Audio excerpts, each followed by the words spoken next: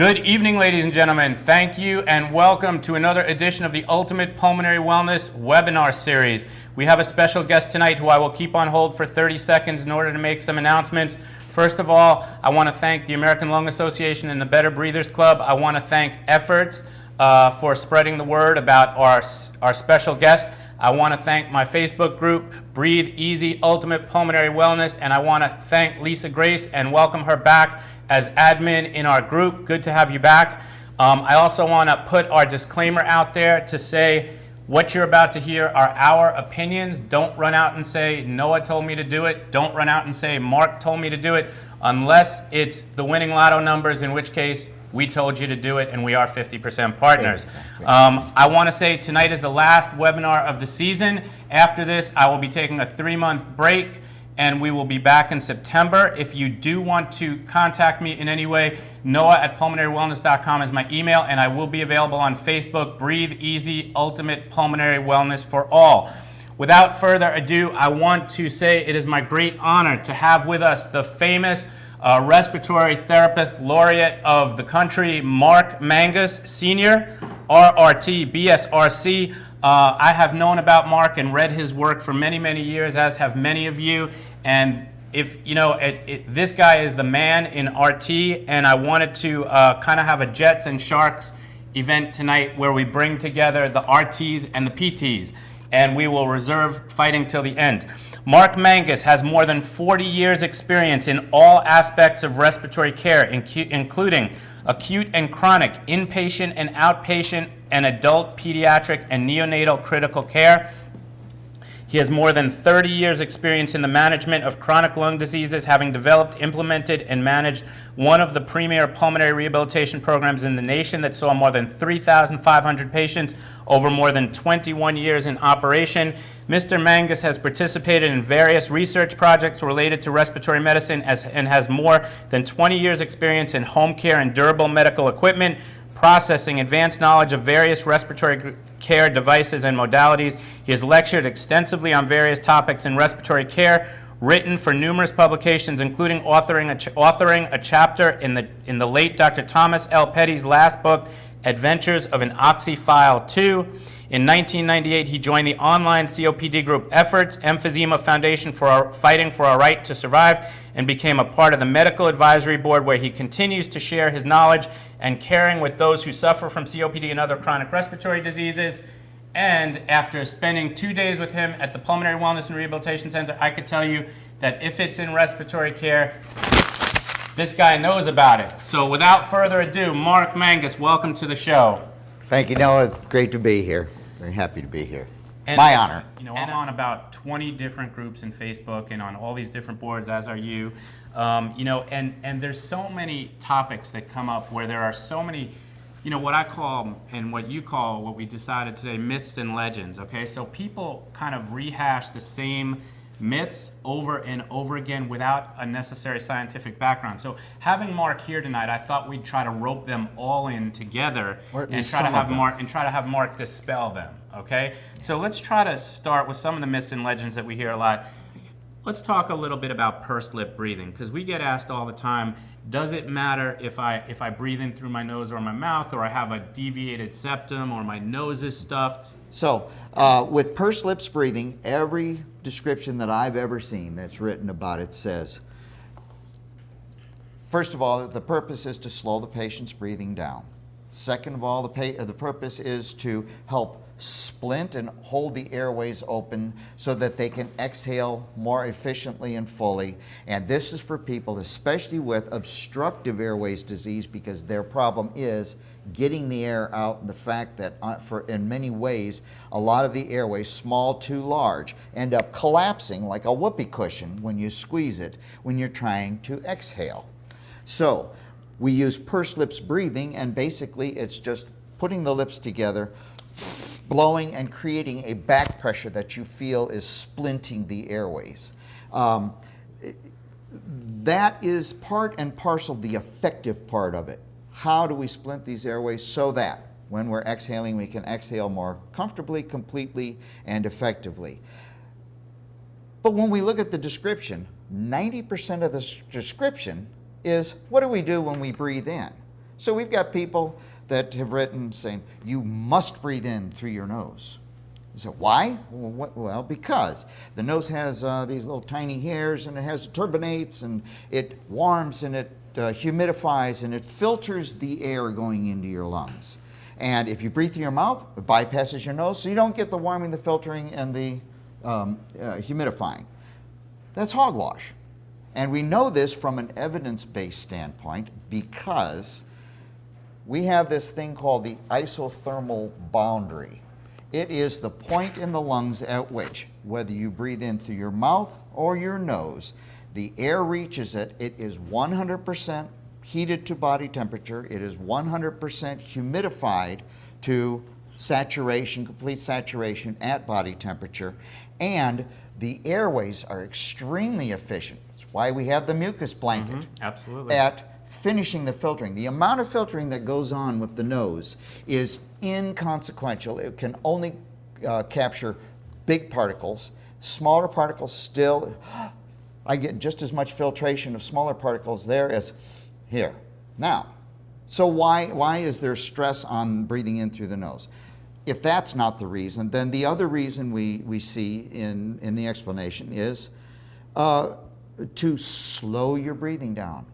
Well, there's a point at which it's overkill of slowing down. If we slow it down that one I on haven't the heard. Inspiration, oh yes, I've had arguments with various professionals because, well, that helps to slow the respiratory rate down too. And the whole idea with pursed lips breathing is to slow them down. Well, that is one of the primary reasons. But my opinion and the evidence as I've seen it is that slowing down during the exhalation is all the slowing down you need. Now, the other reason I say, first of all, I say I don't care how a patient breathes in. Nose, if that's comfortable, fine and dandy. Mouth, if that's the only way or that's better than nose, great. But I'm not going to stand there and scream at them and tell them, breathe through your nose, which I have seen and heard people do. The other thing is, too, when you get exercising and your respiratory rate increases, your minute ventilation increases, your needs increase, to try to then force breathing through the nose, especially with the purpose of keeping your rate slowed down or trying to capture this filtering, warming, humidifying feature, it becomes counterproductive. And it's because of the law of physics, named after a guy named Poiseuille. It's spelled with a whole lot of E's and I's and L's, and people say Poiseuilles.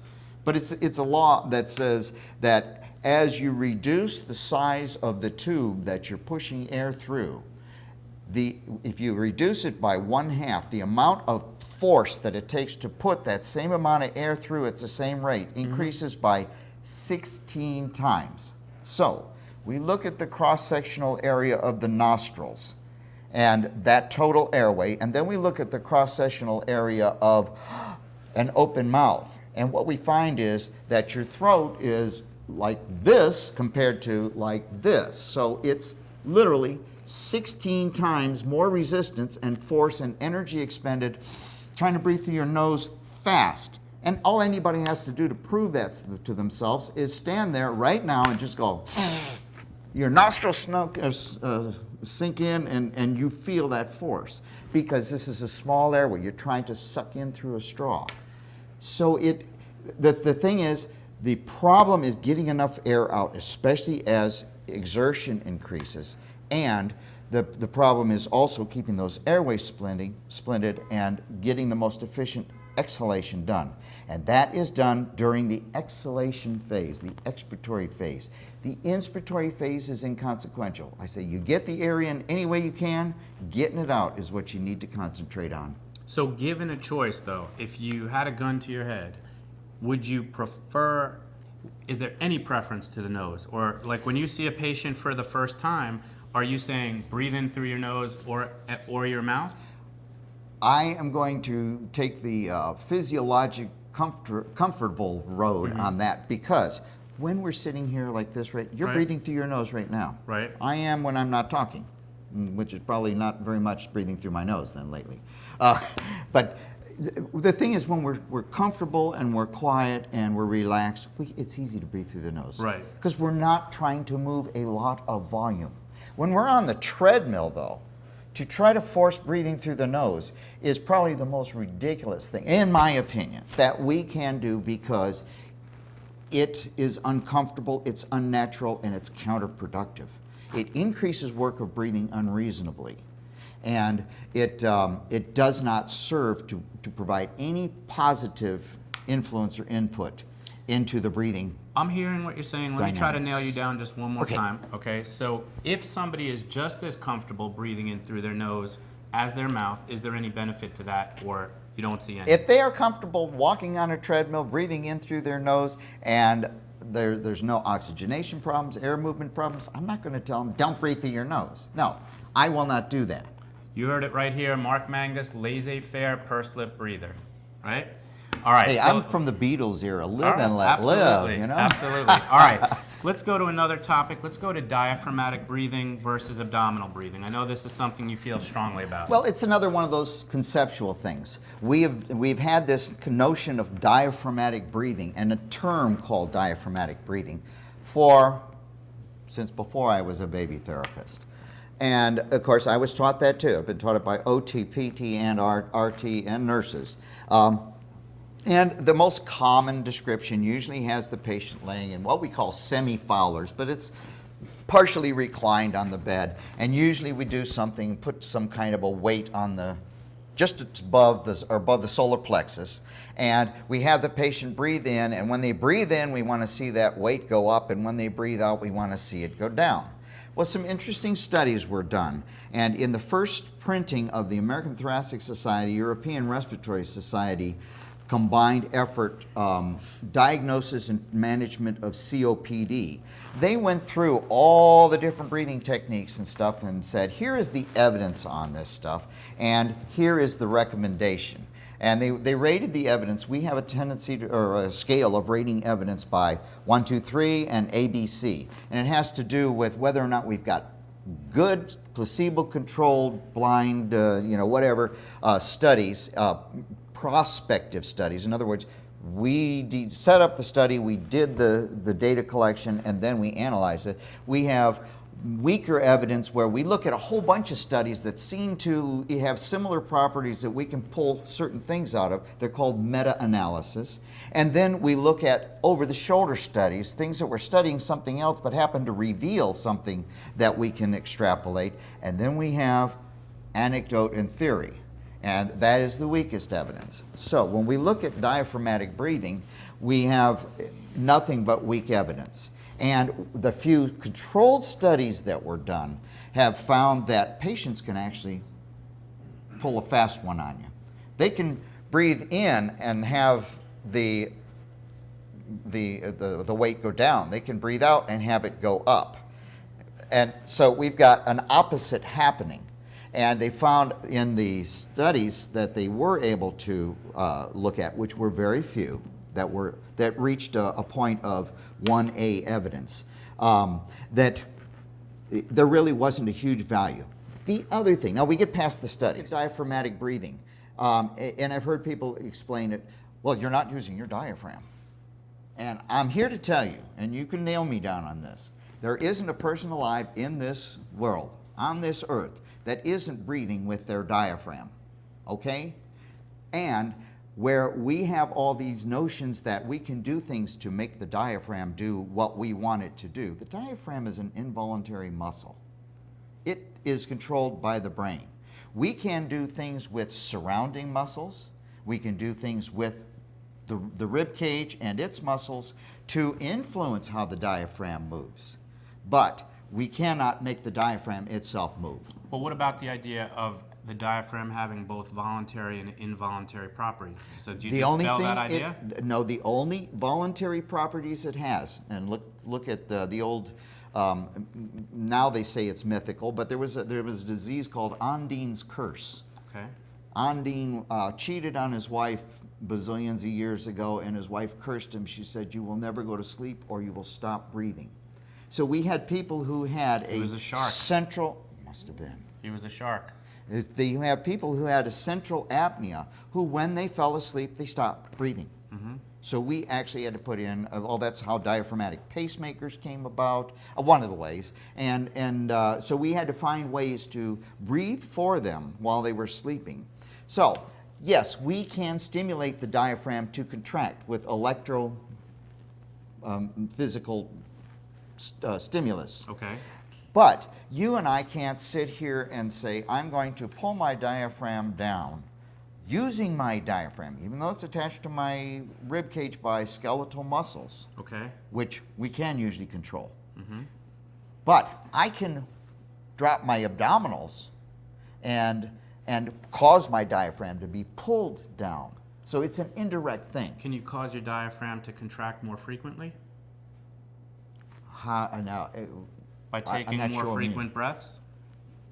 Isn't that considered voluntary control of your respiration? yes, but you you're can also talking stop about breathing. initiating. Yes, you can hold your breath. Okay, that is the extent of the control that you can. But you're still breathing with your diaphragm. Absolutely. Okay, so what we are talking about is we have patients, and you know this well, patients with COPD who get to a very low FEV1, a severe state. The more they get there, the more they use the upper chest respiratory accessory muscles. And we know that it takes increased amount, 2, 3, 4 times the amount of energy to make these muscles move to bring in air. They will fairly efficiently help ventilation, but they will bring in, for the amount of energy expelled, they are expended rather, they only bring in a smaller amount, relatively smaller amount of ventilation. So patients will actually waste away as they use these muscles more. What we want to see is abdominal breathing, muscles of the abdomen supporting the breathing. Those of us who are singers, wind instrument players, know about this because we do this kind of breathing all the time. And we tend, even if we get lung disease, tend to maintain that kind of breathing.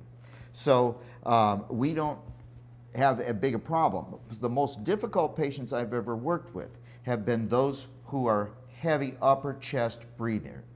And and abdominal breathing is a difficult thing to do. Can you explain how that starts to occur? Why do people start to use their accessory muscles? That is a good question. I really don't know, and I haven't seen anything in the literature ever that says, well, when this happens, that is the result, with regard to a way to explain this. In talking with patients who have, because in the 3,500 patients, I may have had 100, 150 that were refractory upper chest accessory muscle breathers. And of those, I had very little success in transferring them from breathing up here, down here, until I tried something which I will tell you in a minute. I used the diaphragmatic breathing techniques that we have been taught, and they were of no avail.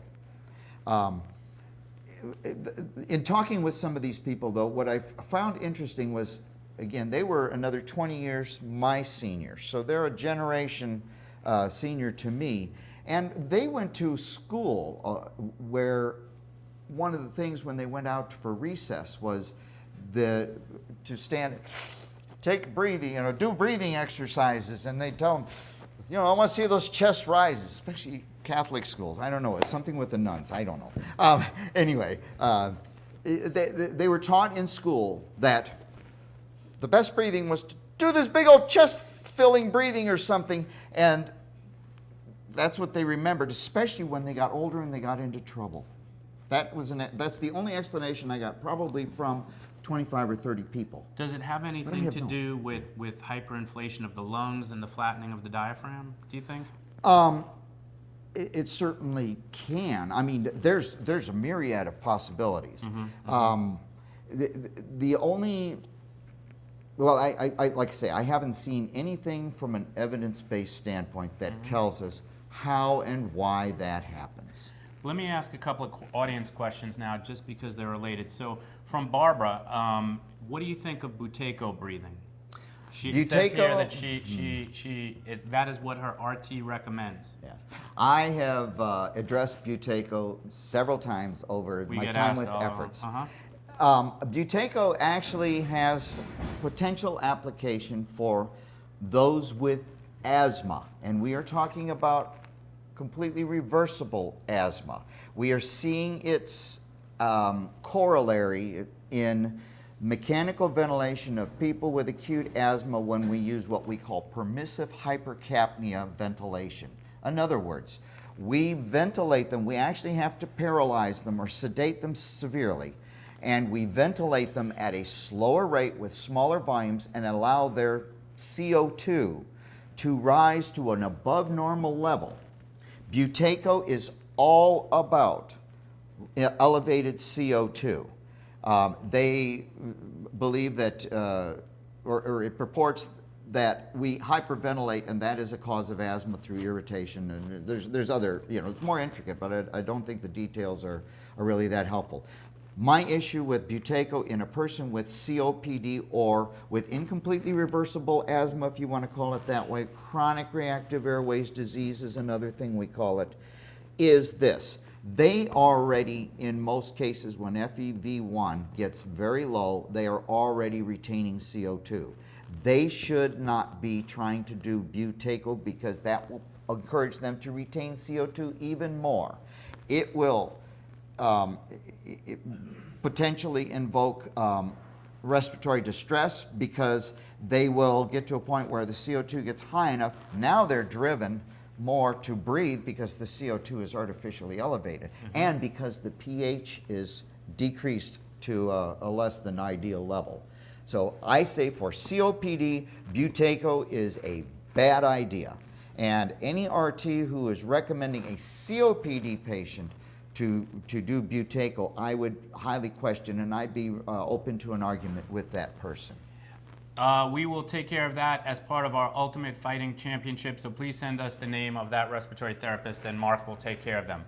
Now, what about for our restrictive patients, patients with interstitial pulmonary fibrosis or things of that nature? For Butecko? Yep. I don't see that it would help. I don't see that it would help. And what about, as you spoke before, about nose and mouth? Same thing for our restrictive patients? Doesn't matter? You have to look at the restrictive patient. Okay, when we look at how air moves in and out the lungs, we separate lung diseases into two categories, obstructive and restrictive. Restrictive generally means there's something that doesn't let the lungs expand enough, doesn't let them stay inflated enough, and for some reason, because of the nature of the disease, oxygen has a hard time getting into the blood through the alveolar capillary membrane. That is the tissue that lies between the air in the air sacs and the blood in the blood vessels flowing by them in the lungs. So, but they have no problem moving the air in and out. They can breathe plenty fine. In fact, just get them hypoxic, like we saw a couple exercising patients today, and you see them, they move plenty of air. COPD patients have this problem that we'll talk about in a minute for dynamic hyperinflation. The more they breathe, the more air they get in and the less air they get out, and their lungs start going like this. So, here's a couple of quick ones. I think you're gonna. I know the answer to this one, but someone writes, during pursed lip breathing, the reason I do it is so I can get the extra 2 or 4% oxygen that I need. Is there any validity to that? Well, how it is explained is really the difficulty here, I think. People will say you'll get more oxygen that way.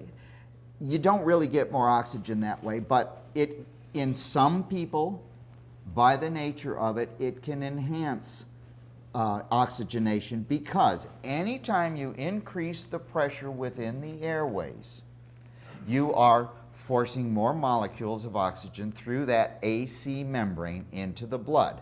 So there is some return. We used to think that a person simply doing pursed lip breathing could blow out and increase their PO2 by 3 to 5 millimeters as a predictable thing.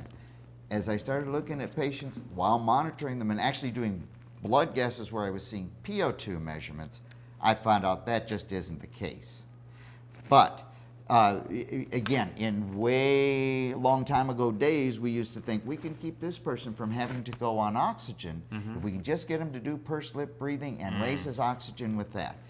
For a few people, it works. It is not a predictable thing. It is not a consistent thing, and it's not something that we should be talking about. If you do this, this will happen. And for a lot of those people, probably the need for oxygen was minimal anyway, right? If it was that good. Generally speaking, yes. Here's another question about that, and this nose and mouth thing is really of interest to people. So for people using a cannula, and here's a question from Gene. I'm on O2 24/7 using a nose cannula or a nasal cannula. I thought I had to breathe through my nose the entire time in order to get the full benefit. Is there any truth to that? Ideally, you're going to. I mean, you should. And again, when you can. But the thing is, when you are asleep, are you paying attention to where your air's coming in? No, you're not. And so this question has bugged people because it used to be, again, going back 30 years, we'd look at a person, are you a nose breather or are you a mouth breather? And we would change the mouth breathers to a mask. And we'd be running this little tiny bit of flow of oxygen through this mask, and they'd be going, I'm claustrophobic. And we'd say, tough, you're a mouth breather, you got to use the mask. And we didn't have systems where we could give them more flow without giving them more oxygen. And then why give them more oxygen than they need? And then we had this other problem where we were scared to give them too much oxygen. So, one of the favorite student experiments of kids in respiratory care programs when I was going through school and for years after, when I was teaching school for a while, is to stick a catheter down into our fellow student's throat, preferably the one you didn't like from the class. Glad or I didn't whatever. go to school the with guinea you, pig. but okay. And then you put a cannula in them, you have them breathe through their nose, through their mouth, and through both at the same time, and then blocking off the nose while they breathe through the mouth, and you measure oxygen levels and find out where is the oxygen going. And lo and behold, we found out that even if you're a mouth breather, as long as you are not deliberately blocking off your nares at the back of your oropharynx, we got two little flaps of skin there, then you're going to get the oxygen, because the oxygen is under a positive pressure and it's blowing into your nostrils, so it's blowing right past things and going into your throat. Okay. Here I just want to clarify, because there's a question that makes me think that maybe this wasn't 100% clear. It says, Dr. Mark prefers stomach breathing and not diaphragmatic breathing? Question mark. Thank you. If I understand you correctly, I think what you're trying to say, and correct me if I'm wrong, but I think what you're trying to say, we're talking about the same thing, but I think you're addressing the fact that it's really a misnomer to call it diaphragmatic breathing. Is that correct? Spot on, Okay. as I say sometimes. Yes, it is a misnomer to call it diaphragmatic breathing.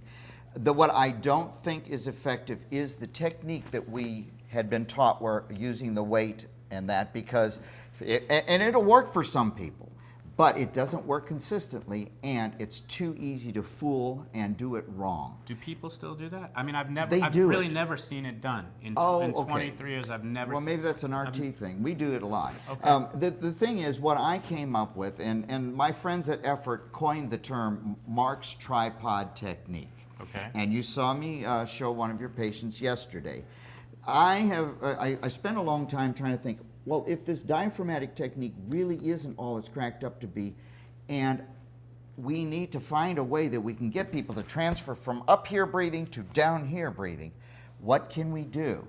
And then I started talking to some of my physical therapy friends, and I said, what if I do this? So I went and I leaned against the wall, and I put one arm up and the other arm up, squeezed my shoulders in, and I immobilized all of my respiratory accessory muscles in my upper chest. Okay. And I leaned against the wall. My forward foot was just kind of dangling there. My back foot was holding my weight. So I'm a 3-point stand, a tripod. Okay. And lo and behold, I found out when I was breathing, the only thing that could move was my lower abdomen. And I started having some patients do that. Mm-hmm. And interestingly, as they did it, they said, I don't feel like, I measured saturation on some of them. And I would see them go up on their saturation. But they complained that they didn't feel like they were working hard enough to breathe.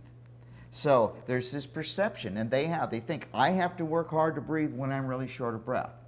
And the thing is, no, you shouldn't have to, if we can find a way that you maximize the efficiency of your breathing. So I started having patients do this, and anecdotally, because I don't have the empiric evidence, the placebo-controlled prospective study data, but anecdotally, I feel that it works a heck of a lot better and it's more foolproof. The things that can go wrong with it to make it ineffective are less and less prominent than with the old technique of laying back. And for many patients with COPD, laying back is a horrible position for them to try to breathe in. Absolutely. Well, ladies and gentlemen, if you recall, we talk about similar theories, when we talk about recovery from shortness of breath positions, so we talk about the fact that when you're really in a jam, to lean down on your knees or to lean on, put your elbows on your knees. And we talk about the concept of open chain versus closed chain activity, meaning that the reason why so many people with lung disease have difficulty with these overhead activities is because it puts their respiratory muscles at such a poor advantage. But when you fix the upper extremities, aka the arms, it helps to elevate the rib cage, and it helps the respiratory muscles, particularly the accessory muscles, to help you take a deeper breath. So we're firm believers in this, and we agree on that for sure.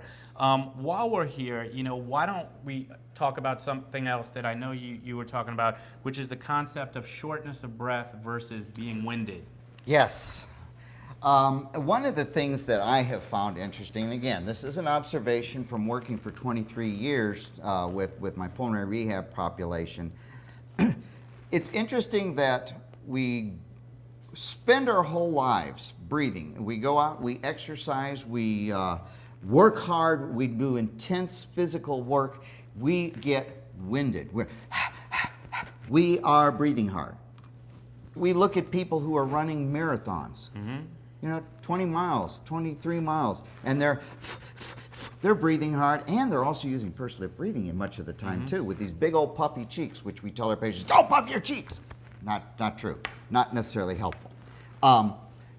But we are used to doing all of these things, and to get winded is a natural phenomenon, something we expect. We know we're not working hard enough if we go to the gym and we're on the treadmill and we're not huffing and puffing. We need to be winded. It's a goal. Funny though, once you have COPD, or especially COPD, but a chronic lung disease, and you go to the doctor, windedness, normal windedness, in my opinion, in many instances, all of a sudden becomes a symptom. Oh, you're not winded. You're short breath. Well, I think people get so tuned up to it, and it's like the idea that when somebody has any disease, whether it's COPD or pulmonary hypertension or diabetes, every time they get any symptom, they start saying, "Is this related to my COPD? I have an itchy, pinky. Is that related to my COPD?" Exactly. So I agree with you. We get focused. So the thing is, when we see our patients, especially our newer patients, and they come to us and they say, "Well, I get short of breath whenever I get up and move," and you look at them and you say, this patient's just out of shape. Bad case of OOS, I used to say. Okay. Out of shape. Okay. They're more deconditioned than anything, and when we're deconditioned, we're going to breathe harder with simple activities, healthy or diseased. Absolutely. So we get them in here, we evaluate them, we put them up on the treadmill, and they say, "See, I'm getting shorter of breath." And it's like, no, you're getting winded because you're, deconditioned. Actually, what we have to do is sort that out. Is this patient symptomatically dyspneic, short of breath from a pathological standpoint, or is this patient simply very winded with a little bit of activity because they're badly out of shape? That's our nemesis in working with our patients. So, what I try, especially as I work with people and get to know them and have a few more sessions here and there, I try to steer them back into you're not short of breath, you're winded. And being winded, number one, is not going to hurt you. It used to be, when a person got breathing hard, we'd say, "Okay, stop." And we tell them, "Don't do anything that makes you breathe that hard." That's not good.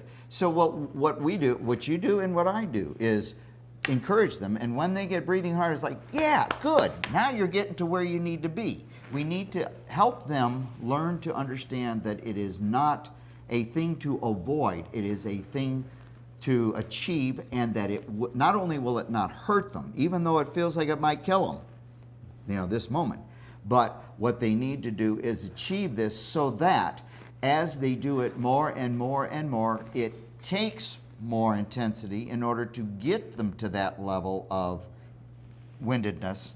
And pretty soon, activities that used to just waste them, vacuuming. I can't vacuum more than a 5-foot patch and I have to stop. Pretty soon they're vacuuming 3 rooms and they're going, wow, I never could do that before. And they're blowing just as hard. But now it's okay. They have deconditioned themselves to the discomfort, and they have conditioned themselves to the normalcy of returning to a concept of windedness rather than shortness of breath. And we also can help them sort out better when they have real shortness of breath. This is a problem, and I want you to call your doctor when you have this. Well, let's clarify that further, because that brings us to a good point that really I want to ask you as a cautionary note, because I know that you mentioned that you did not use telemetry in your program. So we use telemetry, Rarely. which is like an EKG on every single one of our patients. So when we have a patient who is short of breath or winded, okay, we have a constant look at their EKG. We're checking their blood pressure every 5 minutes. We're checking their oxygen saturation every 5 minutes or more frequently. So I can look at you and say, I know this feels terrible, but I can assure you that your heart rate and rhythm are fine, your blood pressure is fine, your oxygen saturation is fine. For the people at home who do not have access to this equipment, okay, and we also see a lot of patients with pulmonary hypertension, with congestive heart failure, with in addition to lung disease, where shortness of breath can be a real sign of a problem. So for the people at home who don't have you next to them, how do they know when they need to seek emergency care or medical care? You just said 6 mouthfuls. Go for it. Because everything you say is absolutely true and applicable. First of all, your population includes a lot more cardiac limited patients than my population did. When I had patients who were more cardiac limited, I sent them to cardiac rehab. Okay. You need telemetry, I don't have it. Okay. So I saw more pulmonary limited patients. I learned early on that the pulmonary, more purely pulmonary patients did not have the kinds of shortness of breath limiting difficulties that the cardiac and pulmonary patients had. So I had a certain comfort level. But with regard to the person at home, this is why whenever we have somebody, and if they write into me on efforts or whatever, and they say, I want to do an exercise program at home because I can't get to a pulmonary rehab program, yada, yada, I say, check with your doctor, first of all. Make sure it is safe for you to do it. Get yourself a personal pulse oximeter. At least you can check heart rate, heart rhythm, because you can see signal strength through plethysmographic feedback. And you can know when there's irregularities in your heartbeat. You may not know what they are like you do with telemetry, but you see it skip beats and stuff like that. Get yourself a pulse oximeter and then make sure you have enough oxygen if you're on oxygen. But check with your doctor and tell them what you want to do, and go see, even if you have to drive 200 miles, go to a pulmonary rehab program, get a decent evaluation, and ask them to help you come up with a safe and effective approach to doing it at home. Everybody who cannot access a formal program like yours and like mine was should be able to do something. They shouldn't be just left to do nothing. Absolutely. But they need to do it in the safest manner, and I agree with you. If it takes going and getting a cardiac stress test where they are getting the monitoring and that, great. The more the better. If I had had my choices, see, my resources didn't allow for me to get the beautiful telemetric system you have. Had I had that, I certainly would have used it regardless, just because I could. And what about, like, a lot of times I'm online late at night, early in the morning, and we see people at home who are in distress, not even during exercise. Okay, they're saying, you know what, I'm much more short of breath right now. I took my rescue inhaler, still not getting better. Absolutely. What do you say to those people? 911. Okay. And don't drive. And 911 is good. Don't drive yourself. If you're having an emergency, do not drive yourself to the emergency room. And even don't get your family member to drive. For me, I have many years of EMS experience in New York City. And the reason why I tell people to call 911 is because treatment starts on site, okay? If your husband or your wife is driving you to the emergency room and something goes wrong, okay, and you know, we like to think of things in a positive light, but sometimes bad things do happen to good people. They are not even remotely equipped to handle most situations. And so when in doubt, if the situation is severe enough to go to the ER, please call 911 and let the professionals drive you there. And as a little boy from San Antonio, Texas, walking around this city of New York for the last couple of days, I can tell you, it would be crazy for me to try to drive through this city to find a medical place for treatment. I can't imagine that. Well, I got news for you. One of the most nerve-wracking things about driving an ambulance in New York City is that people don't get out of your way very often, and then the second you do pass them, you wind up with a tail of 10 cars that want to take advantage of your speed as you go by. So that doesn't stop, but again, treatment is going on while you're stuck in traffic. But that is the best point you could make right there. Your treatment starts sooner. All right, Mark, couple of questions. Is there a rehab for mild COPD maintenance program plan versus prep for transplant and severe COPD? So, well, any pulmonary rehab program should be able to evaluate the individual, determine where that individual is within the progression of their disease, determine what they need in terms of reconditioning, and what is the best approach to doing that. So it's not a question of a program for mild COPD and then another program for severe COPD and then another program for pre or post transplant. Any program should be able to cover all of those bases, and it is, as you well know, and again, having been able to see your evaluations of your new patients over the last couple of days, we both approach it the same way. We got to find out all the information we can about this person, figure out where they are, be able to tell them, like I've heard you say, hey, you're going to get better. It's going to get a lot better. And tell them, okay, and this is where you are, and this is what we think you need to do, or we need to do with you in order to get you on track to make that improvement so that you will achieve that progress. On that note, let's talk about one of our mutual pet peeves. And I hear this from patients all the time. What do you think about the patient or the doctor or a healthcare professional that says to the patient, either you're too sick for rehab or you're not sick enough for rehab? You had to go there, didn't you? I had to. Okay. You know me. I like to push things. This isn't for you. This is for those doctors that want to do that. Because we have a question from somebody who wrote in earlier saying, my doctor says it's only for people on oxygen. Another one said, well, I had a doctor who used to rave about the wonderful things my program did and the great things that people talked about, you know, and the patients were just, you know, totally satisfied and happy and yada, yada, yada, singing praises. And I'd say, that's great. I love hearing that from you, but how come I never get any patients from you? And sometimes he'd tell me, well, my patients aren't sick enough. And other times he'd tell me, well, my patients right now are way too sick. And I go, how do you know? Because I have MD here. I know. So, you know. Mark's opinion to my doctor friends. That's right.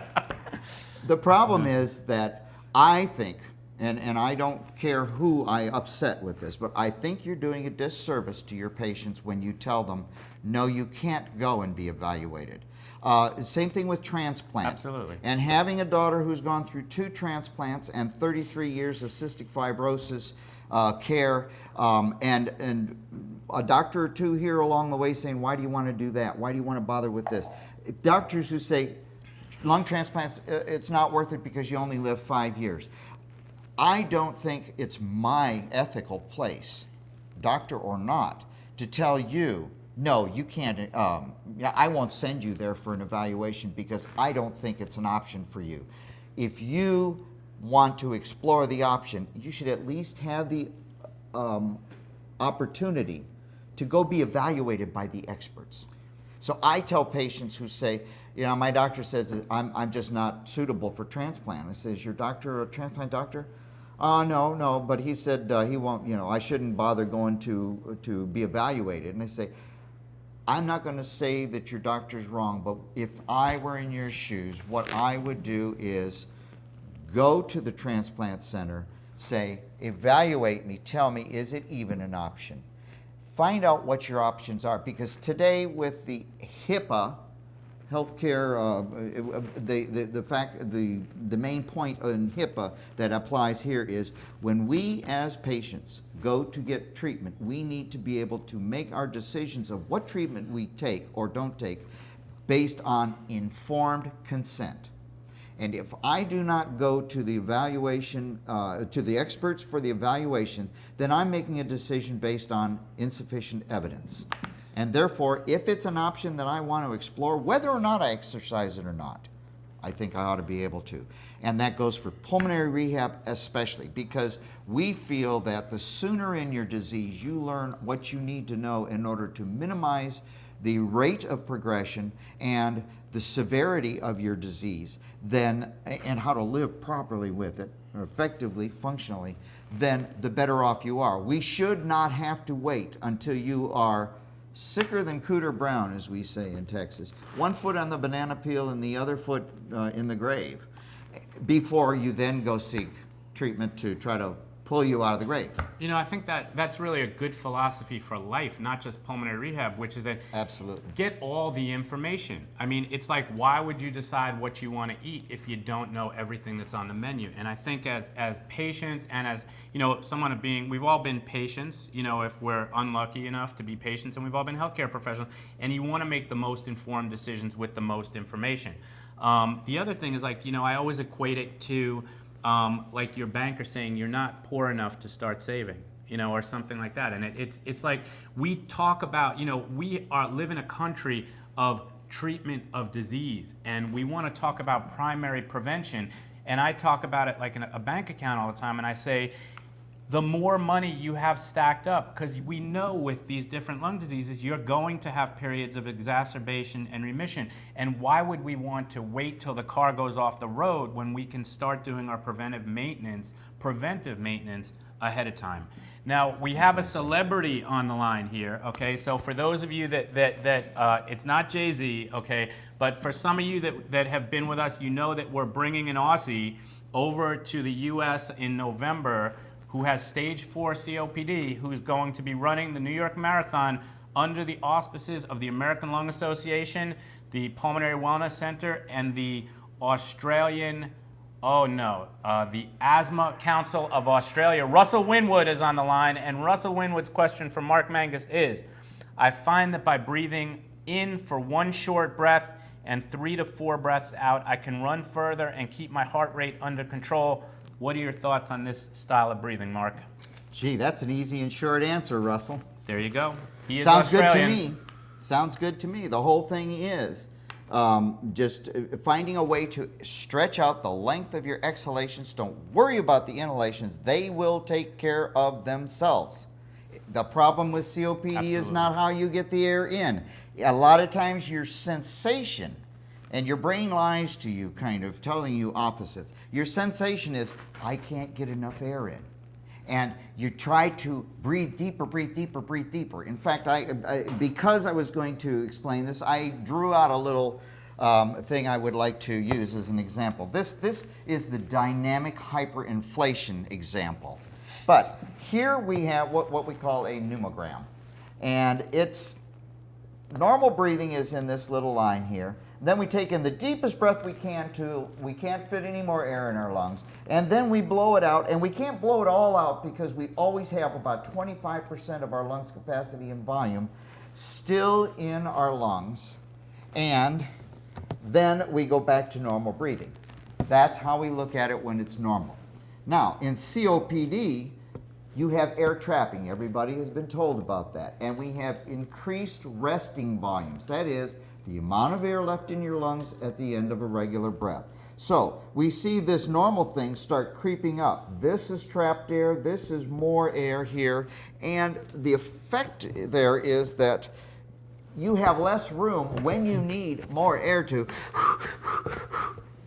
breathe because everything is already filled up. And you have a slight increase in your total lung volume, but it doesn't increase as much as all this trapped air. So things get thrown out of whack, and you got all this stale air in your lungs.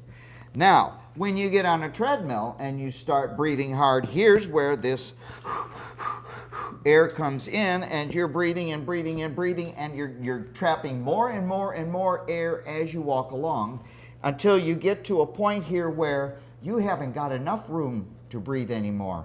And yet your brain is screaming at you, breathe in more, breathe in more. And your problem is you can't breathe in more because you have no more room for the air. And what you have to do is breathe out. You have to take this rise you see here and bend it back down. That's where pursed lip breathing and the slower breathing and the 1 to 3 count Russell was talking about comes into play. You can do that. The other thing is there are 2 other factors that make dynamic hyperinflation a bugaboo for people with COPD. This is the mechanics of the air movement that you see. But what also happens is, because of the fact that COPD isn't a uniform thing throughout the whole lungs, you have some areas of your lungs that are more diseased than others. And because of that, air goes some places easier and better than it does to others. And in the process, the areas that don't get that fresh air exchange also get depleted of their oxygen, and this makes the blood vessels that go to that area squeeze and compress. So you have a disturbance in the blood flow, you have a disturbance in where the ventilation goes, and then you have all this air trapping. And it compounds to make this horrible situation. And so one way we overcome it is the high flow masks that we've been playing with. Delivery of enough oxygen during exercise, even if you retain CO2. And we'll talk about that in a little bit. But delivery of enough oxygen to be able to flood the lungs with oxygen and overcome these ventilatory disturbances and take that kind of out of the picture. If we could put a bubble over your head and have you breathe a concentration of oxygen that is higher, that will equilibrate by diffusion for all of the oxygen in your lungs, then ventilation would be much less. You wouldn't work as hard to breathe. Well, let me follow up on that, because 1 breath in or 1 count in for most people, okay, it seems like it wouldn't be enough because the trachea is essentially dead space, right? So for most people is a breath, because I don't want people to get the idea that you can breathe in for 1 and out for 3 or 4, and that's going to be as effective as breathing in. No, we want to make sure that we're talking relative ratio there. Russell is probably doing 1 in, 3 out because he is running. Okay. And he is probably breathing 30 times a minute, or plus or minus, give or take. He could Okay. probably tell us specifically what his numbers are, but that doesn't matter. The bottom line is this. Relatively speaking, you want to take a shorter breath in, duration-wise, and increase the exhalation by 2 to 3 times to 4 times, but usually 2 to 3 times is about what you're going to comfortably do at whatever rate you're doing. So we talk about inspiratory to expiratory ratio. Now, there are tapes and books and explanations. You can find things on YouTube where they will coach you, and they'll have you breathe in 1, 2, 3, 4, 5, 6. Breathe out 1, 2, 3, 4, 5, 6. And I don't know anybody with COPD of any consequence that can breathe in that long or breathe out that long. So we get people who have healthy lungs who have no or poor concept trying to get you to do unnatural things. Again, the data that we have where we actually empirically look at this and do a decent evidence-based study, we find that relatively speaking, the expiration needs to be 2 to 3 times at least longer than the inspiratory period, no matter what, relative to the rate. So the faster you breathe, the shorter your inspiration is going to be, but you can still get 2 to 3 times longer exhalation. And what about for our restrictive patients? Because the idea with obstructive disease is that we want to make sure we're getting enough air out. Do you have a different recommendation for people with IPF and other restrictive diseases? Great question. We still recommend pursed lips breathing for people with restrictive disease. And here, getting back to your earlier question about what about the increase in oxygen? Mm-hmm. This is one population in which we can look to see the oxygen transfer from the lungs to the blood increase by pursed lips breathing. Folks with restrictive disease, interstitial pulmonary fibrosis, idiopathic pulmonary fibrosis, interstitial lung disease of other kinds, pneumonitis as we call many of them, pneumoconioses, people with MAC, people with those kind of things. Did you say earlier? MAC, we were talking well, about. yeah, but you were talking about one that is autoimmune. Scleroderma. And that. These are all diseases that interrupt the transfer of oxygen more than they do anything to the mechanics of movement of air in and out of the lungs. So these folks can ventilate just fine, and you see them there, but they can't oxygenate worth a darn. So we have to supplement oxygenate them, and we usually have to give them lots and lots of supplemental oxygen, and it exceeds more than what our systems can usually provide. But for them, pursed lips breathing provides a function that it can't easily do for COPD, and that is by creating the back pressure, it does increase the relative pressure within their alveoli, and it pushes more molecules of oxygen through those thicker, wider, however the membranes are distorted because of the disease process they have. So they can increase their oxygen levels in their bloods by doing good pursed lips breathing, and they are probably going to be a little more likely to be able to extend that expiratory period to maybe 3 to 4 times. Okay. Or 5 times or whatever. Okay, we're going into the home stretch here, so we're going to go to speed round. Mark and I could really, time flies as always when you're having fun, and we could do this probably for 6 more webinars, but let's go. There are a few things that I know we talk about all the time and people want to know about, but we're going to go to the speed round. So we're going to try to do it, and then we're going to go to audience questions. Okay. So the big issue that you and I seem to maybe be coming more close in thinking with, but let's talk about medication order, okay? So let's talk about the idea of when should I take my Spiriva, when should I take my Advair, short acting, blah, blah, blah. You know what I'm talking about. Take it away. All right. When long-acting beta agonists in particular, but long-acting bronchodilator medications hit the scene in the early 90s, we were told, and the studies that we got them approved through the FDA for said, these things are all you need. You don't need to use the short-acting medication. So they were first prescribed, here, take this new medication. You only use it every 12 hours, and it's going to give you 12 hours worth of action. So people did that, and they went back to their doctors, and they say, doctor, it's not doing enough for me. So doctors are going, is it not acting the full 12 hours, or is it not strong enough, or what's going on? So ultimately, it gravitated to where they said, well, look, I'm going to give you back your short-acting, and use your long-acting, and then use your short-acting when you need to. Pretty soon, somebody came up with the brilliant idea of, wait a minute, let's give you your short-acting medication so that it opens up your airway so your long-acting medication goes deeper. So we started using albuterol, for instance. 2 puffs of that, and then 10 minutes later you do 2 puffs of your formoterol, which is the long-acting version. And we had patients who were back to their old standard, but they were still having to use their albuterol as a rescue medicine roughly every 6 hours. So where they were using it 4 times a day every 6 hours before they started the formoterol, now they're using it 4 times a day, and they're using the formoterol twice a day. And they started coming in and saying to me, what's up with this? My doctor keeps prescribing these long-acting medications, and I'm still using just as much as the short. It's just costing me more, and these things are expensive. So I got to thinking. So I talked to a couple of my expert friends in pharmacology who know a lot more about this than I do, and we got to thinking, and I said, you know, we have X amount of beta receptors where these medications go, and they activate them, and that causes the bronchodilation. The short-acting and the long-acting go to the same receptors.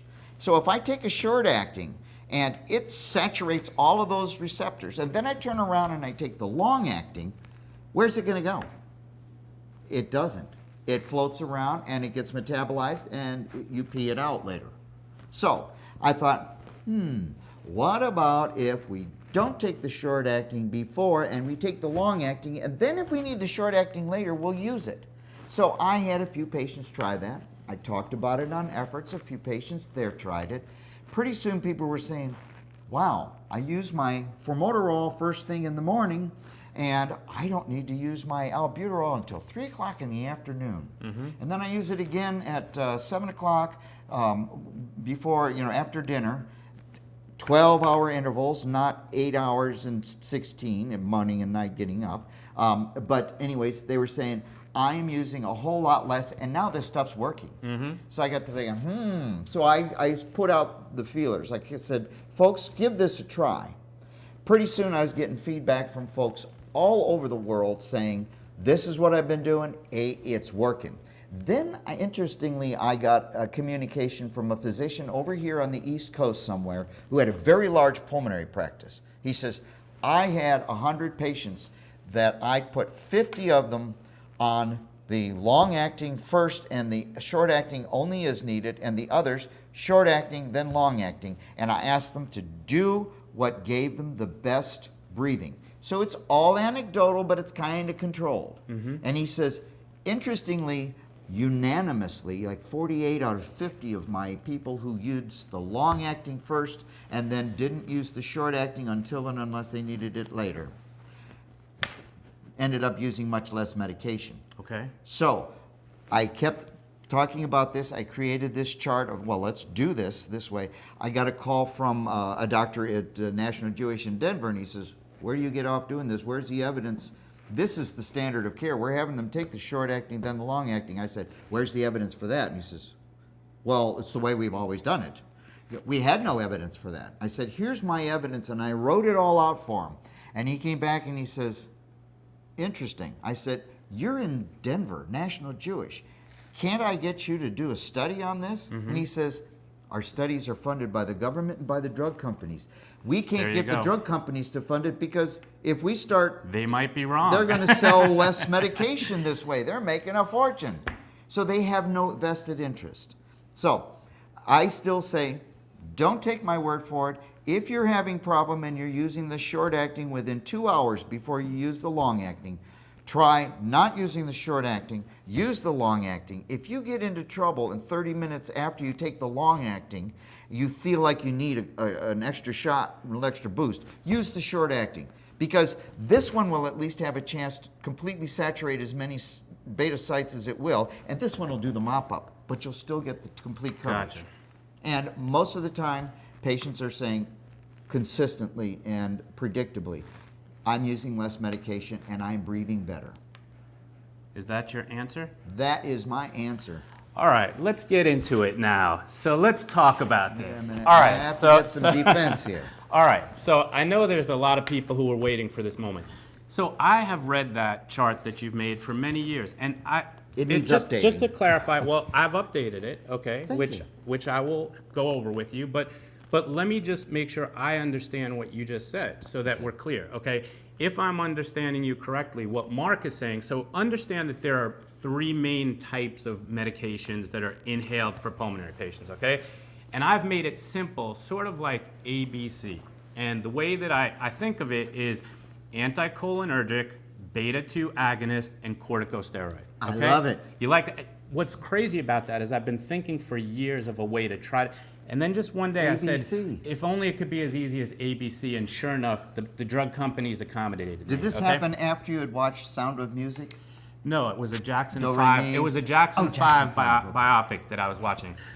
So if I understand you correctly, and I have no dispute with what you're saying, so Mark is saying, if I'm not mistaken, that you want to prioritize the long-acting version of whichever class of drug you're talking about. So if you're taking a short-acting beta-2 agonist and a long-acting beta-2 agonist, so for example, an albuterol and a Ceravent, you want to give priority to the Ceravent, okay? So you don't want to waste those binding sites by taking albuterol and then the Ceravent can't do its full job. Right. Okay? Likewise with the anticholinergic, so the short-acting anticholinergic would be considered like an Atrovent or an ipratropium bromide as compared to a Spiriva, okay, which is the long-acting version, which incidentally most people should not be on a long-acting and a short-acting anticholinergic. But Mark is saying do not waste your long-acting anticholinergic by taking a short-acting anticholinergic and using those binding sites. Am I with you? However, let me make one quick point on that. Okay. Interestingly,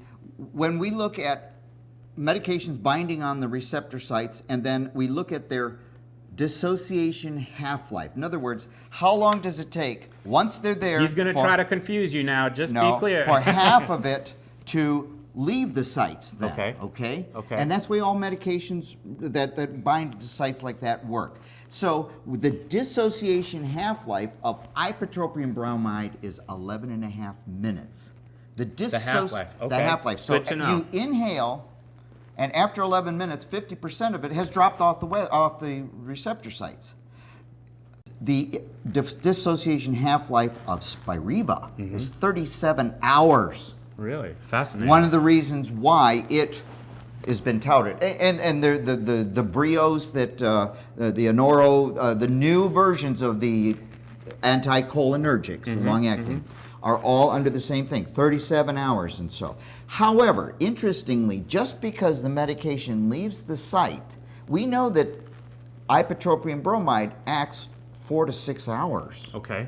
So it's not strictly a matter of how long it's on the site that gives you the activity, which is another reason why order may have consequence. But, okay, yes. so here's, I have no disagreement with what you've said so far. That makes perfect sense to me. I'm going to tell you where and I'm not even going to say it's disagreement, but here's what I think is really important, okay? There are patients, so ideally this is like an old Chinese menu. Sorry, Chris. But this is like the old Chinese menus when you used to go to a Chinese restaurant and they'd say choose one from column A, one from column B. Yes. So most people, okay, for optimal management would have one anticholinergic, one beta-2 agonist, and if necessary, one corticosteroid or anti-inflammatory. In a perfect world. In a perfect world, okay? So my thinking is this, okay? A lot of times patients will get, let's say, Spiriva, which is anticholinergic, and they'll get Advair as an example, which is beta-2 agonist and corticosteroid. ABC. So that's the ABC, okay? And I've heard people say, I'll say to them, what order do you take it in, okay? And the doctor will say, well, it doesn't matter to me. It doesn't matter what order you take it in. And here's something that I've never seen you address, but here's why the way that I think about it is this. I consider the corticosteroid the long-acting star of the show, okay? We need that corticosteroid to reduce inflammation over the long term as opposed to bronchodilating you, which, by the way, both anticholinergics and beta-2 agonists are bronchodilators, if I'm not mistaken. They are. Okay, they just work to be through clear, different just pathways. to be clear. So the point being that if you wake up and you know you're locked up and you're having a particularly bad breathing day, I personally don't want to waste that steroid by getting it only here. So in the choice of, and we're talking about apples and oranges a little bit, but given the choice of Spiriva, which is a bronchodilator, or Advair, which is a bronchodilator and a steroid, I would much rather say that you should take your Spiriva first, you get your bronchodilator effect, and then once that sets in 15 to 20 minutes, take your second bronchodilator and your steroid so you get the maximum delivery of the steroid. What do you think about that? I think that's perfectly reasonable. So we agree. And then what made you think we wouldn't? No, wait a minute. Now. Don King told me we don't agree on this. Don't sue me, Don King. Come on, Don King, bring it on. But the other thing is that, a lot of times people ask about the gargling and spitting. So, realistically, okay, there's no harm in gargling and spitting after your bronchodilators, but it's the steroid where you really have to gargle and spit in order to prevent thrush. So if you think about it like this, you take your Spiriva, which is a bronchodilator, you let it open you up, 15 to 20 minutes later you take your Advair, and I will post on the Facebook page, Breathe Easy Ultimate Pulmonary Wellness for All, shameless plug of the evening number 4. But I'll post my chart so you know what's what, because we're using Advair and Spiriva as examples, but it's really looking at the different classes and figuring out which drug you're taking, because you may be taking Symbicort and Dulera, okay? So that's what I'm saying. But then 15 to 20 minutes later, you take your Advair or whatever, steroid bronchodilator you're taking, and you gargle and spit. Right. Well, the thing is that traditionally the thought process has been, if we take the beta agonist, which happens to have the corticosteroid, which in your opinion, I mean, I agree with you that we potentially could lose some of the benefit of deposition optimal deposition of the corticosteroid. But the thought process has been the beta agonist is the faster bronchodilator, the anticholinergic is the slower bronchodilator. So the notion is you take the beta agonist and it rapidly opens things up. And in the days when we used to take beta agonist and corticosteroid separately, we would take the beta agonist, Absolutely. take the Spiriva, wait a while, let your mucus come up, cough it out, clear the airway so that the corticosteroids can get to the maximum mucosal deposition, and then take the steroid. Today Absolutely. we have the two combined. I don't think it is unreasonable, and I know of many patients who do take the anticholinergic first, and my advice would be exactly as yours. Wait 20, 15, 20, 30 minutes for the Spiriva, which works a little slower, to get you to a maximal bronchodilation point, and then use the Symbicort. But what's interesting is that the breakup is the bronchodilator, and then you have a bronchodilator and a steroid.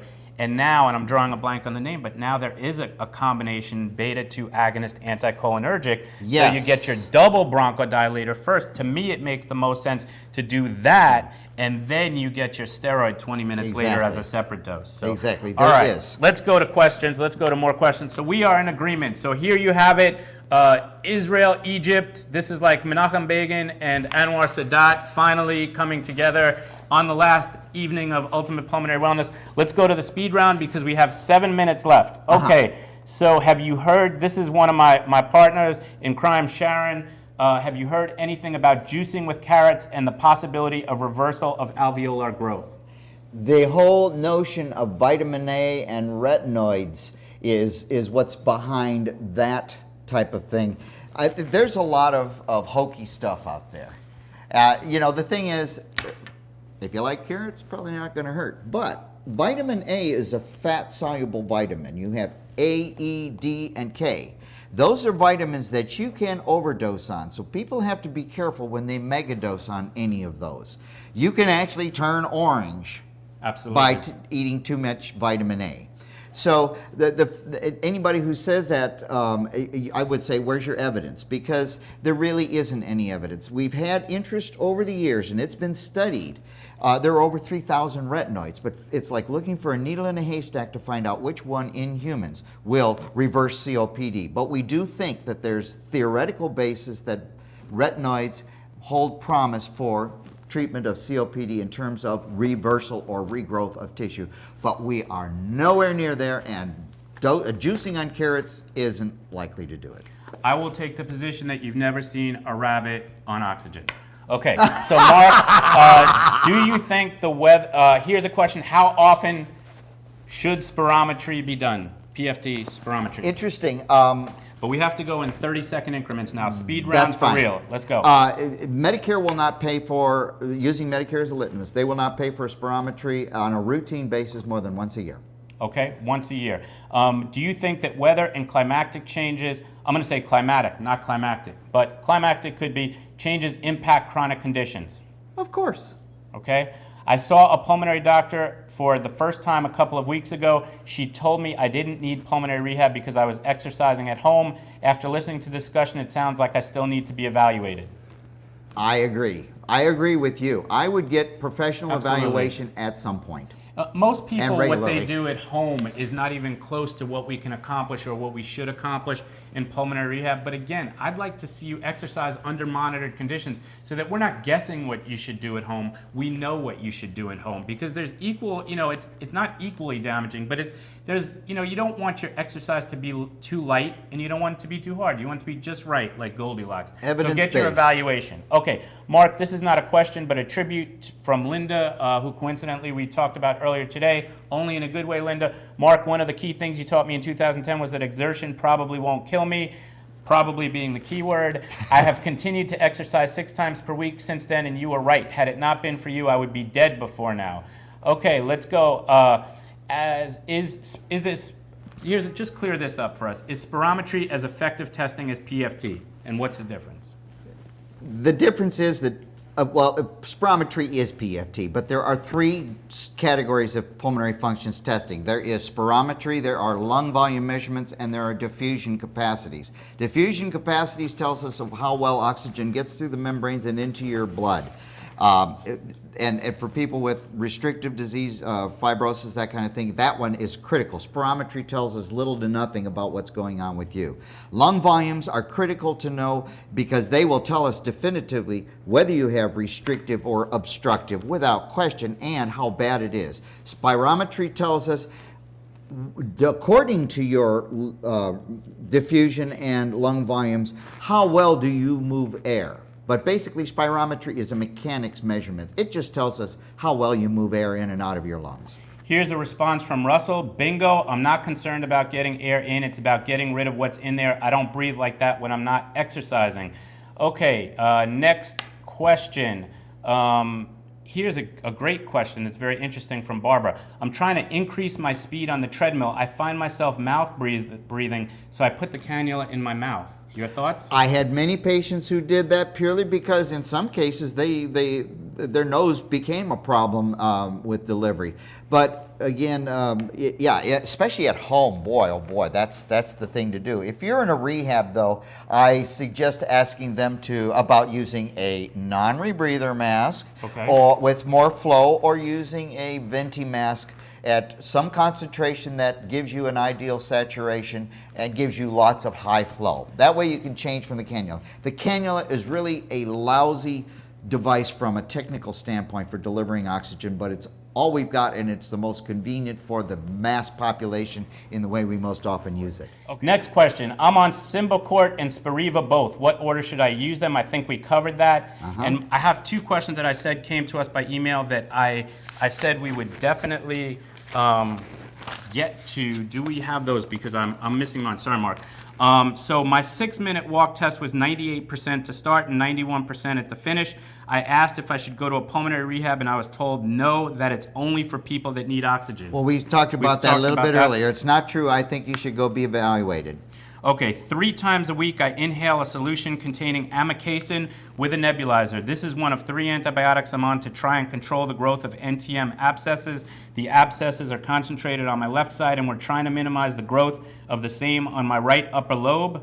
What body position would you recommend I be in to help concentrate the inhaled medication to my right upper side? Is that even possible? Because of the nature of the way air flows into and out of the lungs, there is no evidence that position during inhalation will make any difference of where the deposition is. Generally speaking, you want to get it everywhere in your lungs, not just those couple of areas, because your entire lungs are going to utilize it. You absorb it, and generally speaking, you ask about a pattern. I would say slow in and fairly slow out, but definitely slow in. The slower you breathe in, the better you're going to get distribution and deposition. That's what I would say. Okay, it's 7:30. Let me ask you a question. Can we do 6 more minutes? Because if we do 6 more minutes, we could probably hit the rest of the questions. I'm game for it. You're only going to be in New York, probably not for another 23 years again. Okay, so here's the next question. My wife has been diagnosed with MAC here in Virginia in 2005 and followed the treatment regimen with 3 antibiotics until we got another evaluation at National Jewish in Denver. They recommended surgery, and at that time she was only, since at that time she was only 59, and her lungs were so permanently scarred from chronic bronchiectasis. She had surgery to remove 2/3 of one lung and 1/3 of another. She is now doing quite well since the surgery, which she had at age 59. She's now 68. They taught us so much about what to do with diet and exercise, and we've been doing it. It must be working. Okay, our question is, do you have experience with MAC? Do you have patients who live longer than others, or some who don't live as long? And is there any advice you would give to MAC patients to help them live longer? I read this question earlier, and I actually wrote down a response, but I'll tell you, I have some experience directly with some of the patients that I saw. I've had actually much more exposure to and information about and from MAC from my friends on efforts, because there are several people who have dealt with it. But what I want to say is, first of all, when we add up how much lung your wife had removed, that she literally had half of her lung capacity. Yep. She's reduced by half.